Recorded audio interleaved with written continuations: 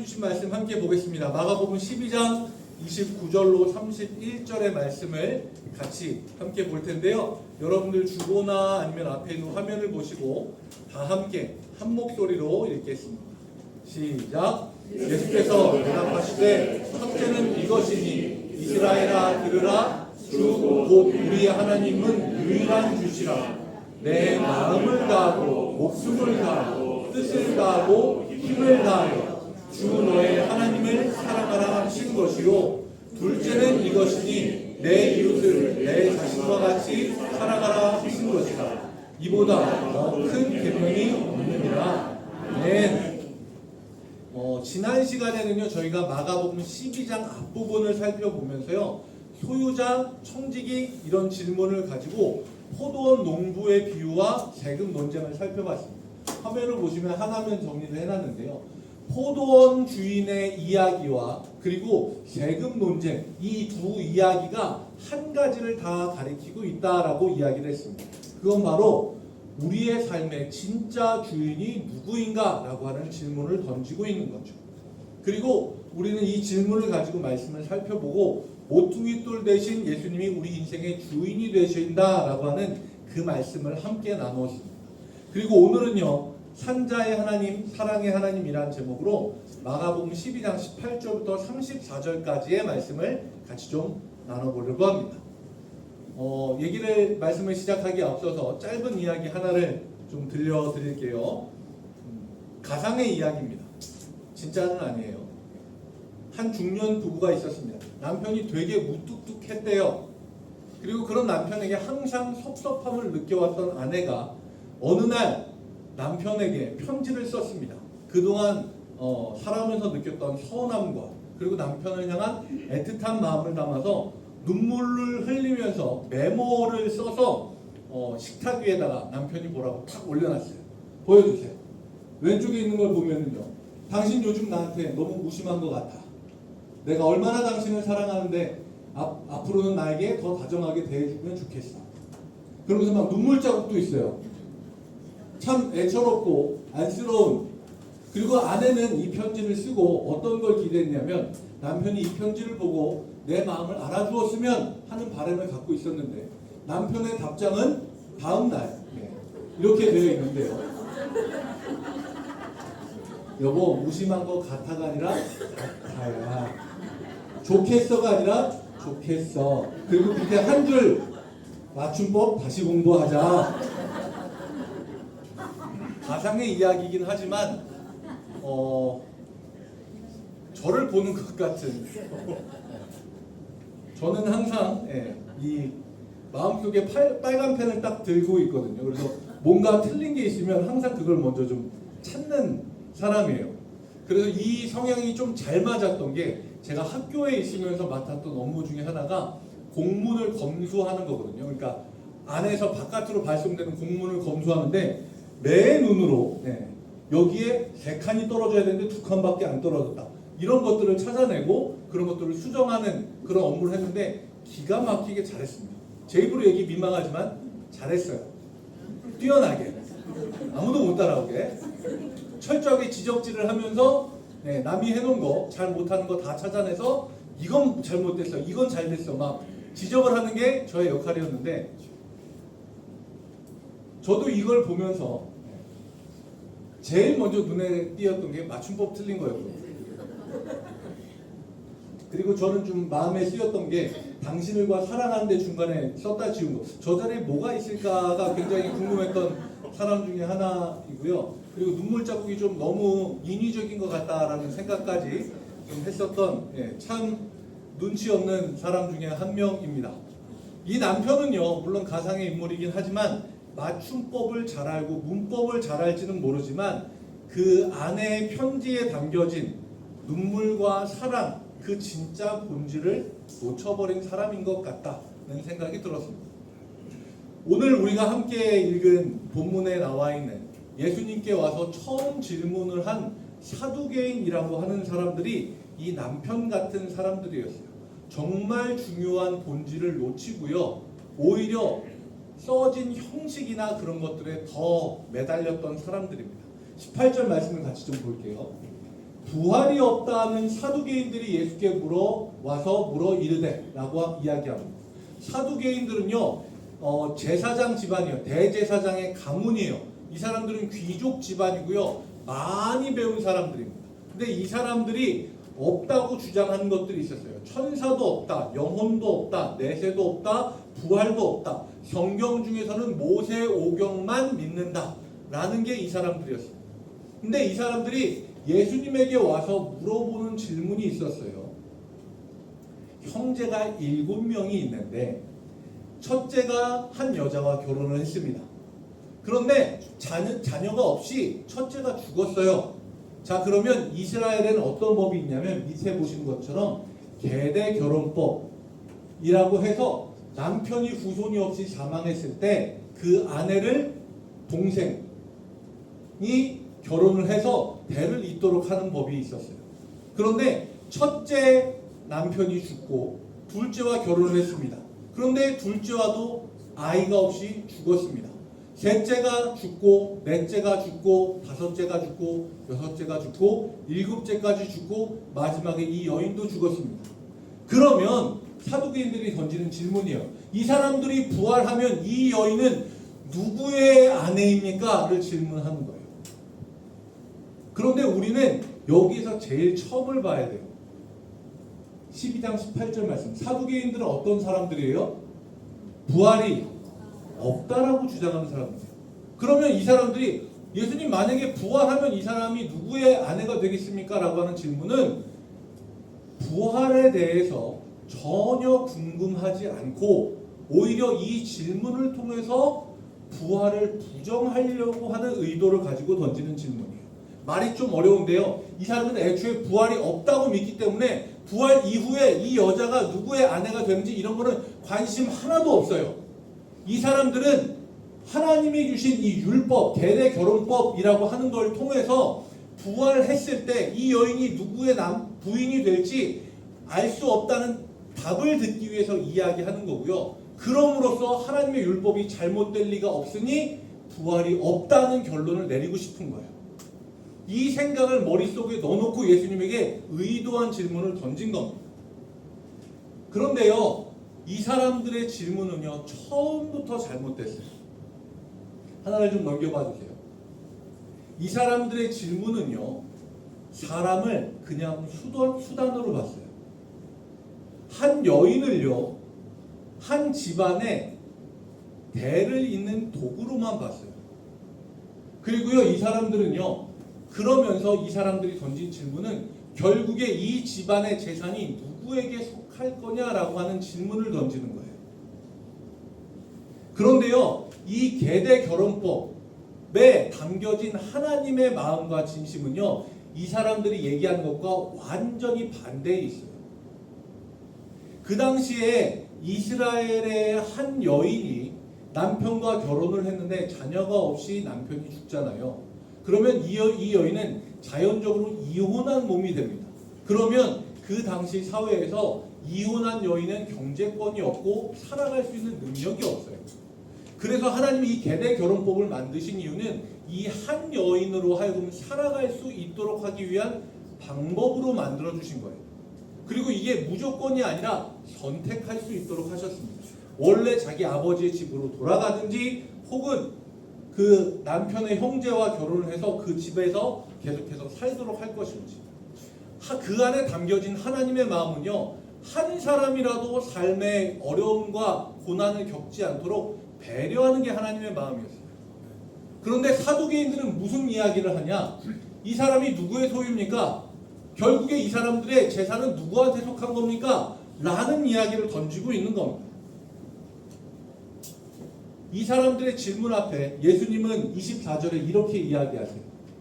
예수께서 이르시되 너희가 성경도 하나님의 능력도 알지 못함으로 오해함이 아니냐라고 이야기합니다. 여기서 이야기하는 오해함은요,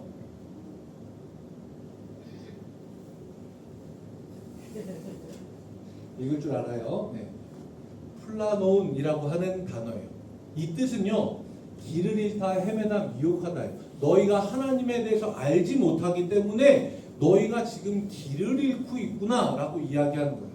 하나님의 진심에 대해서 모르면요, 사람들은 아무리 성경적인 지식이 많아도요, 길을 잃을 수밖에 없어요.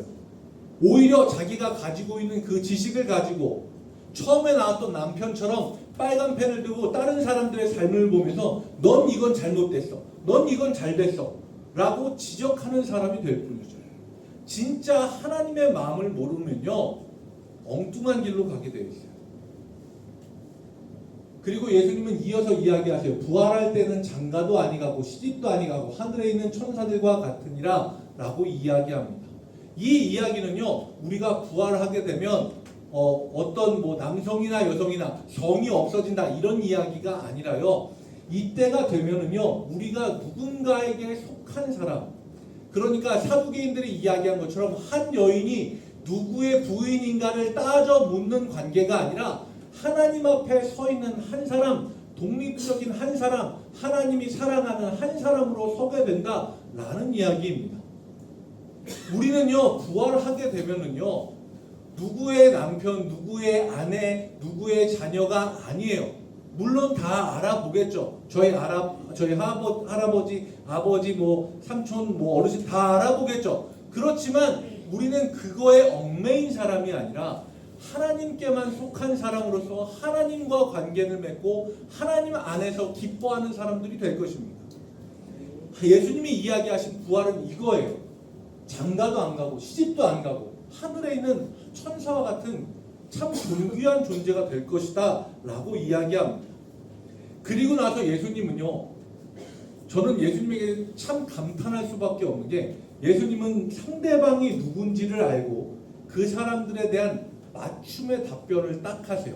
아까 사두개인들 이야기했죠. 천사도 못 믿고 영혼도 못 믿고 내세도 못 믿고 부활도 못 믿고. 근데 이 사람들이 성경 중에서 뭐 딱 믿는다 그랬어요?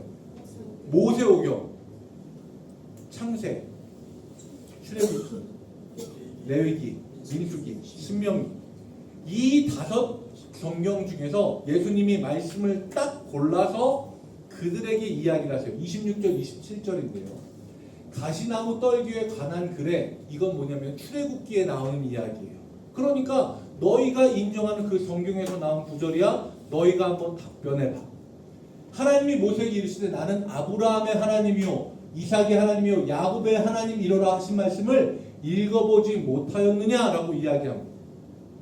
그리고 이어서 하는 이야기는, 하나님은 죽은 자의 하나님이 아니요 산 자의 하나님이시라 너희가 크게 오해하였도다 라고 합니다.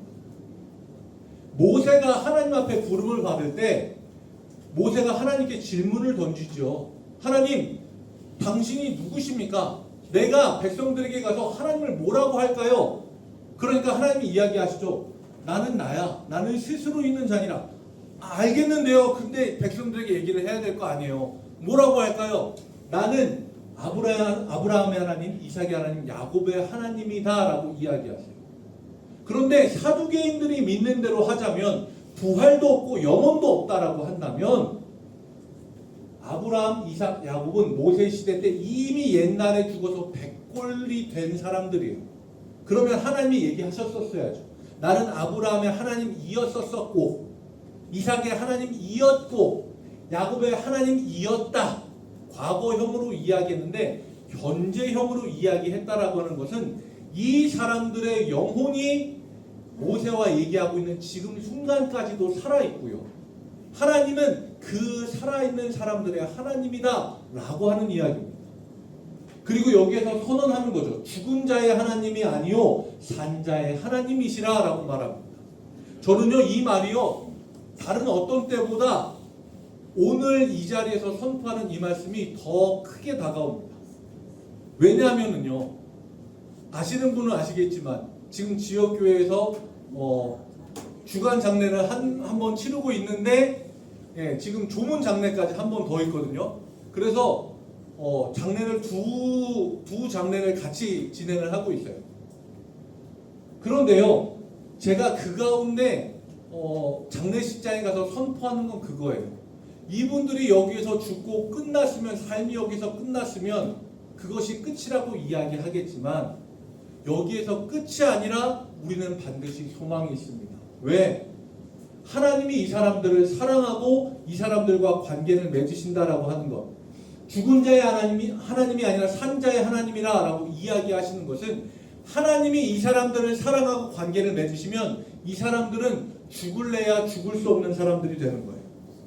죽음이라고 하는 게 우리의 삶을 끝내는 것처럼 보이지만 아니요. 하나님은 그들의 영혼을 붙잡고 계속해서 하나님과 사랑하는 관계로 산자의 하나님으로 그들의 영혼을 계속해서 살리시는 분입니다.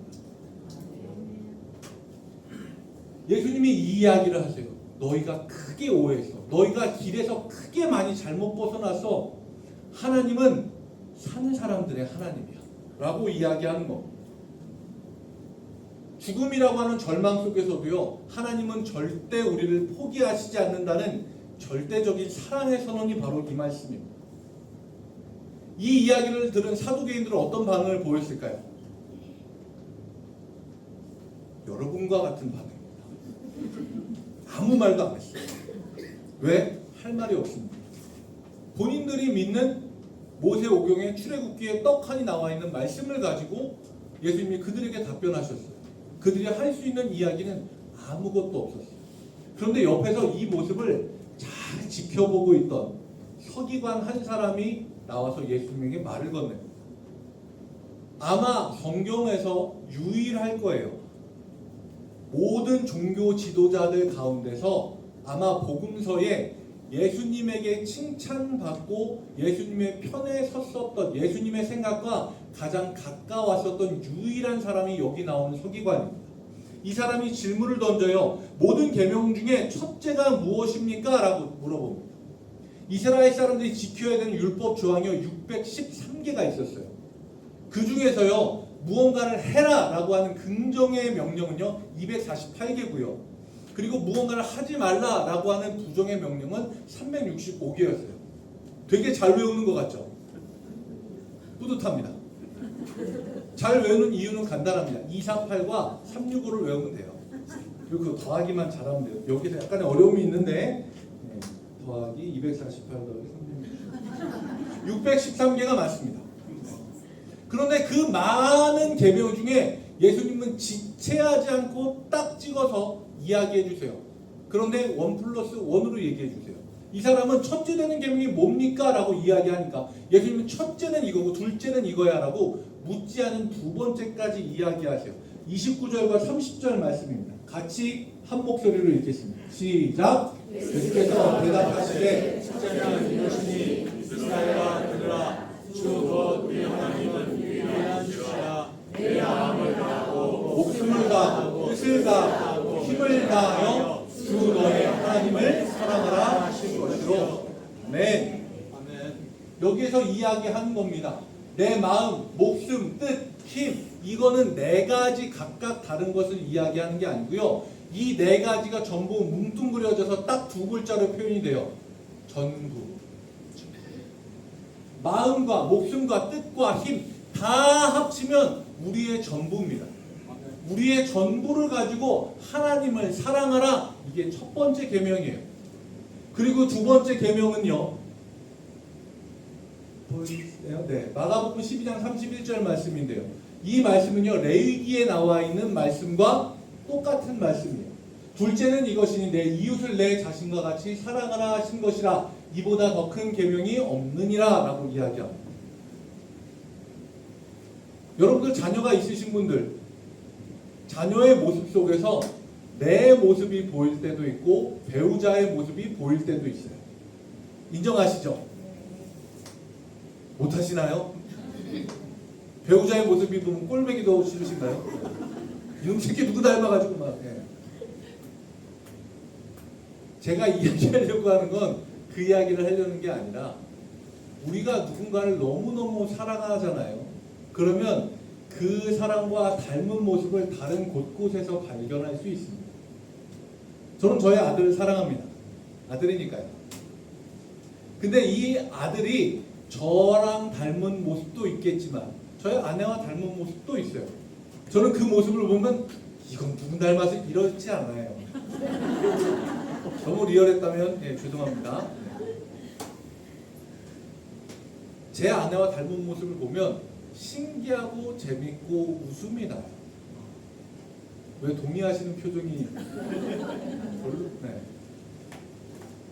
그렇다 치자고요. 네. 우리가 누군가를 사랑하면요, 그 사람의 닮은 모습을 다른 사람에게 발견하면 재밌고 신기하고 좋아요. 우리가 첫 번째 계명이 뭐였어요? 우리의 전부를 다해서 하나님을 사랑하잖아요. 그러면 하나님의 형상으로 지어진 모든 사람들은 사랑스러워 보일 수밖에 없어요. 그래서 두 번째 계명이 내 이웃을 내 자신과 같이 사랑하라요. 내 이웃을 하나님과 같이 하라가 아니에요. 내 자신과 같이. 왜? 그 사람과 너의 모습 속에 하나님의 모습이 다 있기 때문에. 우리 안에는 다 하나님의 형상이 있잖아요. 그러니까 사랑스러워 보일 수밖에 없는 거예요. 이놈 새끼 누구를 닮아서 말고 얼마나 사랑스러워요. 신기하고 재미있어요. 눈 두 개, 코 하나, 입 하나, 귀 두 개, 머리는 있고, 죄송합니다. 네. 우리는요, 하나님과 닮은 하나님의 형상을 가진 이웃들을 사랑해야 돼요. 이게 두 번째 계명이에요. 그런데 이스라엘 사람들에게 있어서 이웃이라는 개념은요, 다른 민족과 피가 섞이지 않고 율법을 잘 지킨 깨끗한 유대인들만 자신들의 이웃이라고 생각을 했어요. 그런데 예수님이 이야기하신 이웃의 범위는요, 훨씬 넓었어요. 사마리아인, 세리, 창녀, 심지어 사두개인, 그리고 그 사두개인의 질문 속에 나온 도구로 취급받던 여인까지도 이웃으로 여기고 사랑하라는 게 예수님의 말씀입니다. 그런데 저는 여기에서요, 예수님에게 질문을 던진 이 서기관이 참 대단하다고 생각해요. 이 서기관이 대답을 하거든요. 32절과 33절 말씀을 보면 이렇게 대답을 해요. 옳소이다. 하나님은 한 분이시오. 그 외에 다른 이가 없다 하신 말씀이 참이니이다. 또 마음을 다하고 지혜를 다하고 힘을 다하여 하나님을 사랑하는 것과 또 이웃을 자기 자신과 같이 사랑하는 것이 전체로 드리는 모든 번제물과 기타 제물보다 나으니이다 라고 이야기합니다. 엄청난 고백을 하는데요, 우리는 이 고백이 이루어지는 배경을 볼 필요가 있어요. 11장부터 여기까지 쭉 이어져 온 배경은 하나예요. 예수님이 성전을 다 뒤집어 엎으셨어요. 거기에서 바리새인들이 나타나서 세금 논쟁을 벌이고요. 그 다음에 사두개인들이 나타나서 부활 논쟁을 벌여. 그리고 그 자리에서 서기관이 나타나서 질문까지 해요. 그러니까 서기관이 이 답변을 하는 자리는요, 화면 바꿔주세요. 바로 뒤에서 제물을 바치고 예배를 드리고 있는 그 자리 바로 앞에서 이야기하는 거예요. 여기에서 바치는 모든 제물들보다 하나님을 사랑하고 이웃을 사랑하는 거, 이게 진짜입니다라고 이야기하는 거예요. 이거는요, 표현이 좀 그렇지만 서기관이 잘릴 수 있는 엄청난 일입니다. 종교 지도자인 사람이 종교 행위가 이루어지는 자리에서 그 행위가 잘못됐고 하나님에게 올바로 드리는 예배는 이거다라고 선언하고 있는 거예요. 이거는요, 이 서기관이 너무너무 대단한 일일 뿐만 아니라 이 사람은 말 그대로 이스라엘의 민족 중에서 쫓겨나고 말 그대로 권리가 없는 사람이 돼서 지나가던 사람이 때려 죽여도 살인죄가 적용이 되지 않는, 말 그대로 이스라엘 민족 중에서 끊어질 수 있는 정말 신성불가침의 이야기를 한 거예요. 그걸 성전 한가운데서 이야기를 하는 겁니다. 저 화려한 성전에서 태워드리는 수천 마리 짐승 제물보다 하나님을 사랑하고 내 곁에 이웃을 사랑하는 것, 그게 훨씬 더 위대하고 가치가 있습니다라고 성전 한가운데서 선언하는 겁니다. 저는요, 이 고백이 너무너무 위대한 고백으로 보여집니다. 성전에 잎사귀만 잔뜩 무성하고 열매가 없는 그 성전 한가운데서요, 율법의 진짜 알맹이가 사랑임을 꿰뚫어보고 자기 입술로 인정하고 선언하는 거예요. 그리고 이 서기관의 용기 있는 선언을 보고 예수님이 이야기하세요. 내가 하나님의 나라에서 멀지 않도다. 저는 여러분들이 이 고백을 여러분들의 삶의 자리에서 듣는 여러분들이 되시기 바랍니다. 여러분들의 삶의 자리 한가운데서 하나님께 드리는 예배는 이래야 합니다.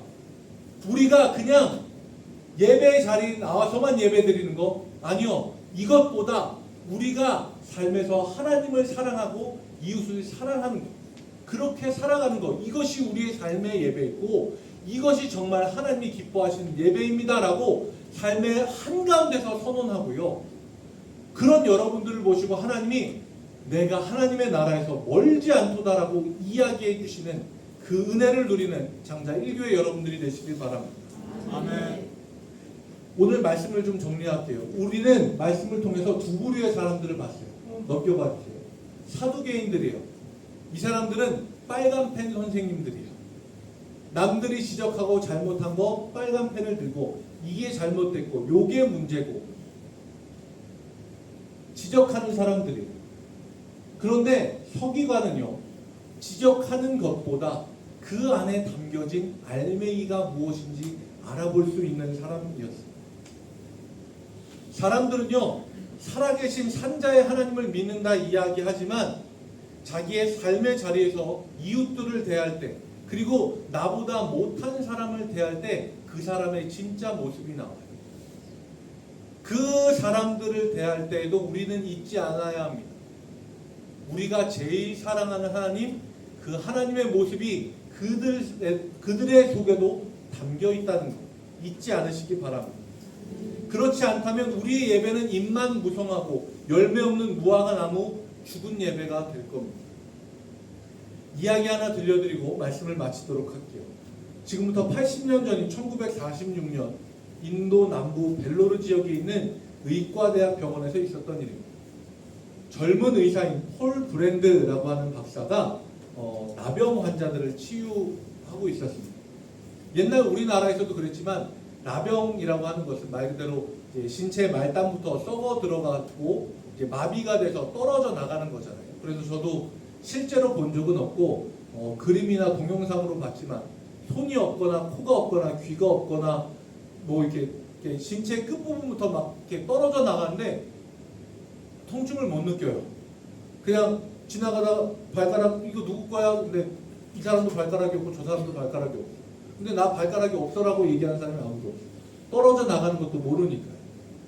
그래서 이 나병이라고 하는 건 신으로부터 저주받은 병이라고 여겨졌었고 우리나라에서도 소록도라고 하는 곳에 이 사람들을 모아놓고 격리해서 그 사람들 그 안에서만 지내도록 다른 사람에게 전염시킨다고 그 안에서만 지내도록 했었던 그런 병입니다. 인도에서도 이 한센병은요 신이 내린 저주로 여겨져요. 그런데 이 폴 브랜드라고 하는 이 사람이 이곳에 와서 진료를 하기 시작을 하는데 잔뜩 움츠러든 청년 한 사람이 들어왔습니다. 이 사람은요 손가락이 10개가 없고요. 그리고 귀도 없고 코도 없는 상태예요. 그 앞에 나와서 이렇게 의료 의자에 앉아서 이 의사에게 이제 몸을 보여주는데 이 폴 브랜드라고 하는 사람이 이 사람 어깨에다 손을 얹어놓고 이제 팔이 움직이나 이렇게 좀 돌려보고 있었어요. 팔의 느낌이 어떤가, 감각이 어떤가, 살아있나. 근데 이 청년이 갑자기 팍 우는 거예요. 그래서 이 사람이 통역관을 불렀어요. 통역관을 불러서 내가 혹시 이 사람 만지다가 어디가 아픈데 내가 잘못 건드려 이 사람 아픈 거 아니냐, 어디가 아픈지 좀 물어봐 달라. 그래서 물어보니까 이 청년이 이야기하는 게 아니요 선생님 잘못하신 거 하나도 없어요. 저 하나도 안 아파요. 오히려 감각이 없어요. 그런데 제가 우는 거는요 지난 몇 년 동안 제 가족도 제 몸에 손댄 적이 없어요. 근데 선생님이 장갑도 안 끼고 제일 먼저 한 일이 내 몸을 만지는 일이에요. 나 그래서 눈물이 났어요. 사람의 따뜻한 손이 내 몸에 와서 닿는 거 나 정말 몇 년 만에 느껴봐서 그래서 눈물이 나왔어요. 라고 이야기를 합니다. 하나님은요 죽은 자의 하나님이 아니라 산 자의 하나님이십니다. 우리의 삶의 자리에서 생명을 살리는 사랑의 열매를 맺는 사람들이 산 자의 하나님의 자녀로 살아가는 사람들입니다. 여러분들 한 주를 지내시는 동안에 혹시나 마음속에 빨간 펜이 들려지려고 할 때마다 빨간 펜을 내려놓고 오히려 펜을 내려놓은 빈손을 그 사람들에게 내미는 여러분들이 되시기 바랍니다. 우리가 먼저 손을 내밀 때요 마지막 거 제가 AI로 만든 그림입니다. 뒤에 빨간 펜 내려놨어요. 내밀 게 저거밖에 없어요. 우리가 먼저 손을 내밀 때요, 머리로만 알던 신앙이 아니라 가슴으로 살아내는 신앙인이 되고요, 죽은 율법의 껍데기를 지키는 사람들이 아니라 생명을 살리는 복음의 알맹이를 전하는 사람들이 될 것입니다. 장자 1교의 모든 성도들의 삶이 하나님을 진실로 사랑하고 그 하나님의 형상을 가진 우리의 이웃들을 내 몸처럼 품어안는 거룩하고 위대한 사랑의 계명을 온전하게 이루어가는 우리 장자 1교의 모든 성도님들이 되시길 주님의 이름으로 축복합니다.